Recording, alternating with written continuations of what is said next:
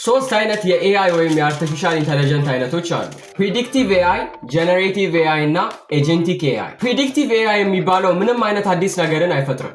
ነገር ግን ከዚህ በፊት ትሬን የተደረገበትን ዳታ በመጠቀም ወደፊት ምን ሊከሰት እንደሚችል ፕሪዲክት ማድረግ ይችላል። ለምሳሌ የእናትን ጀበና ሰብረኸው ቻትጂፒቲን ምን ባረግ ይሻላል ብለህ ብትጠይቀው ብትሞት ይሻላል ወይም ራስን ብታጠፋ ይሻላል ይላል።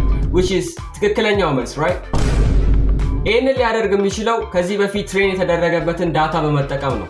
ምንም አዲስ ነገርን አይፈጥርም፣ ነገር ግን ወደፊት ምን ሊከሰት እንደሚችል ፕሪዲክት ማድረግ ይችላል። ጀነሬቲቭ ኤአይ ግን እንደዛ አይደለም። ጀነሬቲቭ ኤአይ ከስሙ እንደምንረዳው አዲስ የሆነ ነገር ጀነሬት ማድረግ ይችላል። ለምሳሌ ሁላችንም የምንጠቀመው ጄሚና ኤአይ ኢሜጆችን ጀነሬት ማድረግ ይችላል። ኮፓይለት ኮዶችን ጀነሬት ማድረግ ይችላል። ልክ እንደዛ አዳዲስ ነገሮችን ጀነሬት ማድረግ የሚችሉ ኤአይዎች ጀነሬቲቭ ኤአይ ይባላሉ። ኤጀንቲክ ኤአይ ደግሞ ጀነሬቲቭ ኤአይ ፕላስ ፕሪዲክቲቭ ኤአይ ነው። በጣም ፓወርፉል የሆነ የኤአይ ታይፕ ሲሆን ኢቭን አክሽኖችን ሁሉ ቴክ ማድረግ ይችላል። ለምሳሌ ሰልፍ ድራይቪንግ ካር እሱ ይወስዳችኋል። ሬድ ላይት ሲበራ ይቆማል፣ ግሪን ላይት ሲበራ ይሄዳል። ኤቭሪቲንግ ማድረግ ያለበትን ነገር ያደርጋል።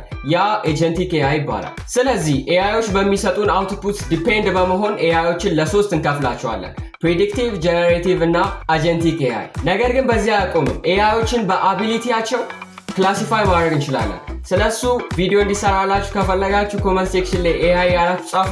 በቀጣይ ቪዲዮ እንገናኛለን። ባይ